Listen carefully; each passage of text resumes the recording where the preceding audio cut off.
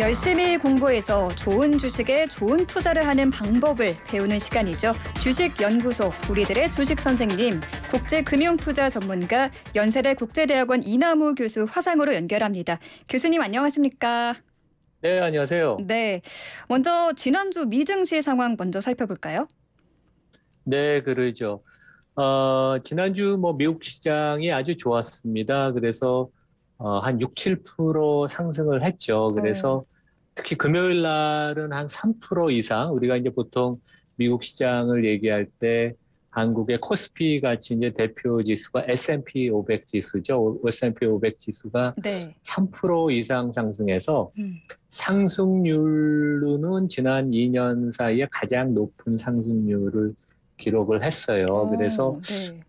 일주일 내내 꾸준히 시장이 우상향을 했고, 그다음에 이제 금요일은 좀 그런 것도 있었던 것 같아요. 그래서 국내에서도 이제 서학개미들이 좋아하시는 넷플릭스 같은 게 한 8% 급반등했고, 루시드 같은 것도 지난주에 한 10% 가까이 올랐는데, 네. 아마 금요일 날은 이제 이런 종목에서, 그러니까 당장 이익이 안 나고 이제 미래가 기약되는 종목에 대해서 미국의 헤지펀드들이 공매도 숏셀링을 많이 쳤는데, 주가가 또 올라가면 급격하게 환매수를 합니다. 그래서 원래 올라가려는 것보다 조금 더 많이 급반등하는 그런 모습을 보였던 것 같아요. 근데 이제 반면에 국내는 네. 오늘은 좀 주가가 반등을 했지만 지난주에 조금 부진했죠, 전반적으로. 네네.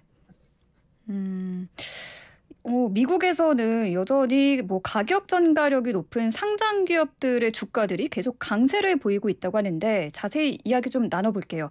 먼저 이 가격 전가력이 높다라는 게 정확히 어떤 의미인가요? 그러니까 지난 1년 동안 우리 경제나 증시에서 이제 가장 화제가 됐던 게 이제 인플레이션 아니에요. 네. 그래서 이제 인건비도 많이 오르고, 국내에도 최근에 나 빼놓고 다 월급이 오른다 그러지 않습니까? 그래서 네. 이제 미국도 인건비 많이 오르고, 그 다음에 이제 원자재 값, 모든 원재료 값이 많이 오르고, 거기다 아울러서 이제 공급망이 지금 여러 가지 차질이 있으니까, 네. 물류비가 많이 드는데, 그러니까 전반적으로 원가가 많이 드는데 이것을 고객한테 정가시킬 수 있는. 그러니까 이제 내가 원가가 10%가 오르면 제품 가격을, 서비스 가격을 그 이상을 올려서 나는 원래 예상했던 수익성을 확보하는 거가 이제 가장 경제에서도 이제 화두가 됐고, 증시에서도 이제 이런 종목들이 국내랑 해외에서 이제 인정을 많이 받았어요. 그래서 이제 가격 정가력이라고 하고 이제 그것을 프라이싱 파워라고 하죠. 그래서 실제 이제 이런 회사들은 네. 일반적으로 시장 지배력이 아주 높고, 그 다음에 이제 브랜드 충성도가 되게 높습니다. 이제 대표적인 데가 이제 테슬라죠, 전기차. 그래서 테슬라 같은 데는 2주 전에도 지난 12개월 사이에 제품 가격을 한 두세 번 올렸는데 지지난주에도 한 5% 올렸거든요. 그래서 우리 20세기 가장 존경받는 투자자가 워런 버핏이라고 하잖아요. 네네. 미국도 강조하기를 투자 기업을 고를 때 이제 첫 번째 아는 제품과 서비스 중심으로 골라라.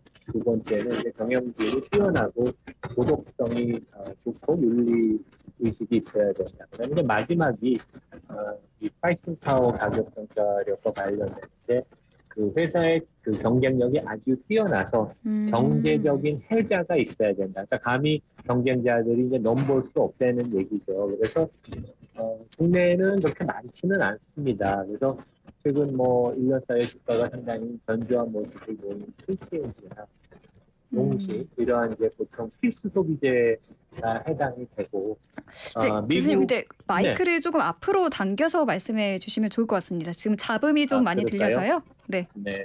지금은 잘 들리세요? 네, 지금 괜찮아졌습니다. 네. 그래서 국내는 이런 제품이 그렇게 기업들이 많지 않은데, 네.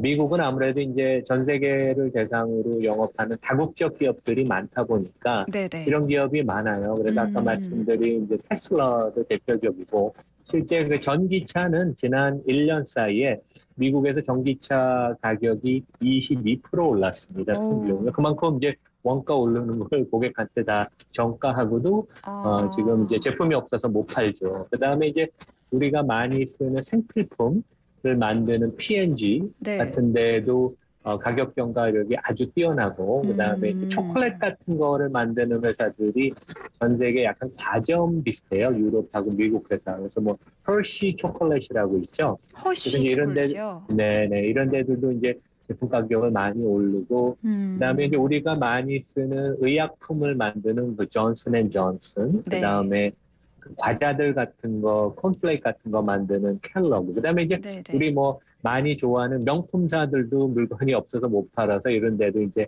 가격 경과력이 뛰어나죠. 그래서 이런 기업들은 대체적으로 영업이익률이 한 15%, 20%가 넘고 원래도 그다음에 네. 이제 원가 상승되는 것을 다 고스란히 고객한테 전가해서 오히려 수익성이 더 좋아진 경우도 있고 이런 최소한 1, 2년 전의 수준을 다 좀 유지하고 있어서 이제 이런 데가 되게 좋았고 이런 것이 화제고 당분간 인플레에 대한 우려는 뭐 한 6개월에서 12개월 사이에는 가시지는 않을 것 같아요. 계속 그런 우려가 있을 테니까 네. 이런 기업이 당분간은 계속 주목을 받을 것 같습니다.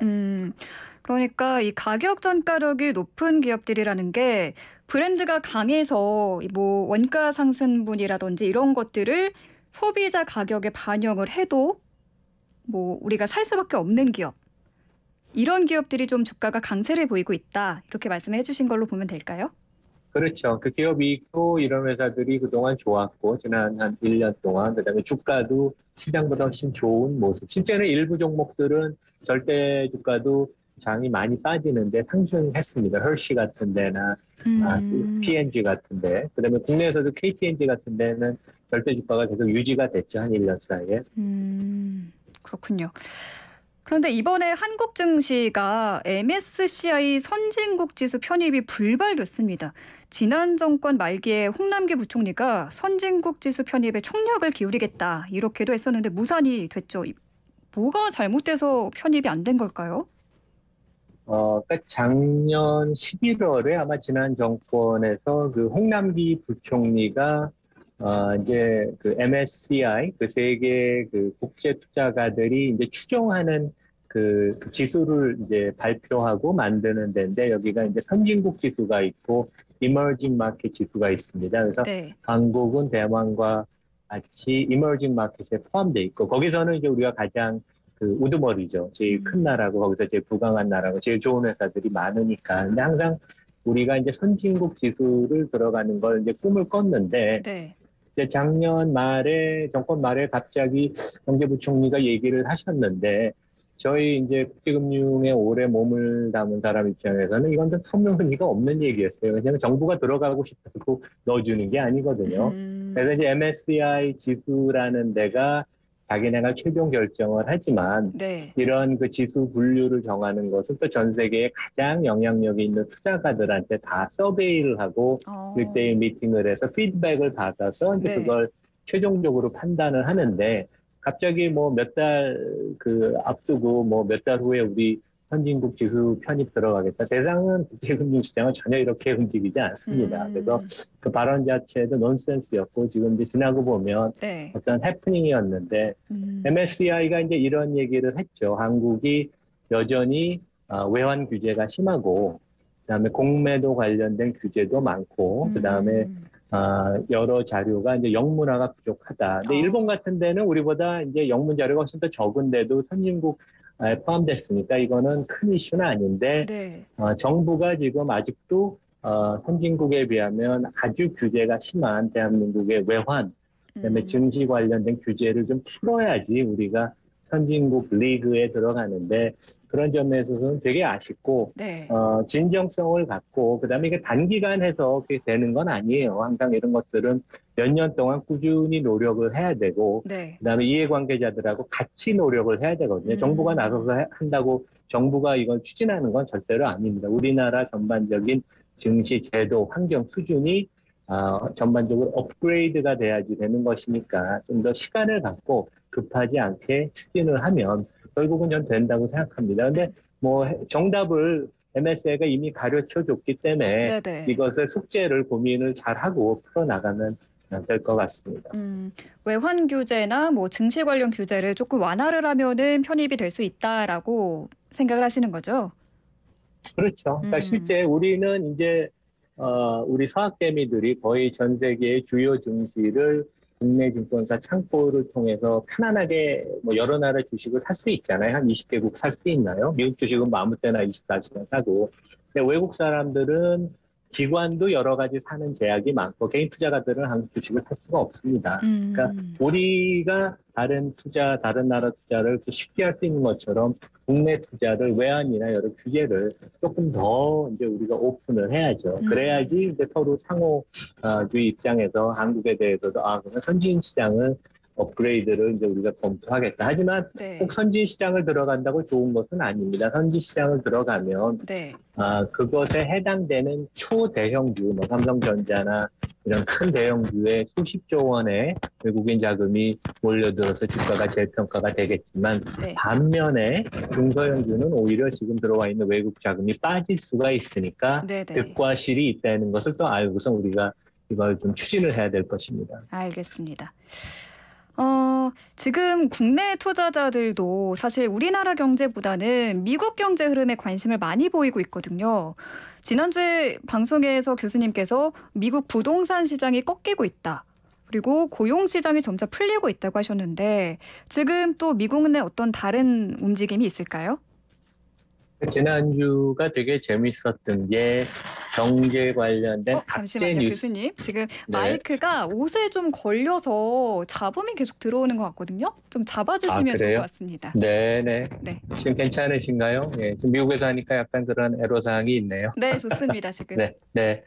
그러니까 지난주는 이런 상황이었어요. 그러니까 경제 관련된 악재가 오히려 금융시장, 주식시장, 채권시장에는 호재였습니다.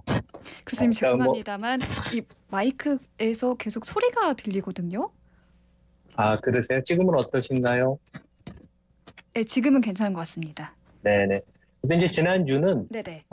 경제 관련된 악재들이 주식시장에는 상당히 호재였다. 그래서 뭐 어떻게 보면 이해가 안 가실 텐데 그동안 미국 시장을 짓눌러 왔던 것은 미국 경기가 너무 좋기 때문에 인플레가 야기가 되고 결국 그것을 잡기 위해서 미국 연준이 금리를 급격하게 올리다 보면 미국이 결국 경기 침체에 들어가면서 이제 기업 이익이 망가지는 게 아닌가 이제 그런 우려가 많았었는데 네. 지난주에 발표된 경제 데이터는 미시간 그 소비자 그 센티멘트 지수나 주택 관련된 지수들이 조금 경기가 이제 꺾이는 것이 아닌가. 네. 그래서 연준이 급격하게 금리 인상의 브레이크를 급격하게 밟지 않아도 되는 것이 아닌가. 이제 그런 좀 희망에 섞이는 그런 뉴스들이 나왔거든요. 그래서 네. 실제 이제 부동산 관련돼서도 가장 큰 것은 지금 이제 미국이 기준금리를 연준이 올리다 보니까 미국인의 한 65%가 이제 모기지 대출 금리 보통 30년짜리를 대출 받아서 이제 집을 사는데 네. 모기지 금리가 연초만 해도 3% 초반대였던 것이 지금 5.8%를 돌파했어요. 거의 2배가 뛰었네요. 그러니까 뭐 거의 2배 가까이 됐죠. 네. 그래서 실제 이제 한국은 아직까지 원리금을 균등 상환을 안 하는 그런 그 대출이 많은데 실제 그래서 이제 우리나라 집값이 너무 과도하게 오른 면도 있죠. 왜냐하면 대출자가 자기 능력보다 더 큰 집을 사게끔 은행이 약간 방조하는 면이 있으니까. 네. 근데 미국은 원리금을 균등하게 상환하게 돼 있어서 실제 한 2년 전만 해도 원리금 상환하고 이자 부담이 매월 한 $1,200 정도 됐어요. 미국 평균 가계가. 근데 그게 지금 거의 $2,000로 급증을 했어요. 네. 그래서 이제 집값은 집값대로 지난 한 2, 3년 사이에 한 50% 올라서 지금 이제 미국 평균 집값이 한 $40만 넘고, 그 다음에 이제 원리금하고 이자 상환 부담이 커지니까 네. 집을 그동안 좀 자신 있게 사든 그런 신규 주택자나 아니면 업그레이드 하는 수요들이 꺾이는 것이 아닌가 이제 그런 그 전망이 조심스럽게 나오고 네. 실제 기존 주택 매매 그 수량이 지난 4개월 동안 계속 그 하락을 하고 있습니다. 그래서 아직도 집값은 조금 강보합을 보이지만 네. 이게 이제 하반기로 가면서 주택 시장이 경기가 상당히 그 둔화되는 것이 아닌가 이제 그런 조금 긍정적인 전망이 나오는 것이고 네. 이런 것은 되게 좋은 것 같아요. 왜냐하면 이미 경제 그 수요 중에서 이제 내구재 수요가 좀 꺾이기 시작했고, 왜냐하면 코로나 때 가수요가 무릎 붙었던 내구재 수요가 꺾였고, 주택 경기가 조금 둔화가 된다면 경제의 중심 축이라고 했으니 이런 두 가지가 조금 둔화되는 모습을 보여서 연준이 과도하게 급격하게 금리 인상을 조금 덜 해도 된다. 이제 그런 조금 긍정적인 전망이 나오고 있습니다. 그렇군요. 네, 오늘 말씀은 여기까지 듣겠습니다. 감사합니다, 교수님. 네, 감사합니다. 지금까지 이남우 연세대 국제학대학원 교수님과 함께했습니다.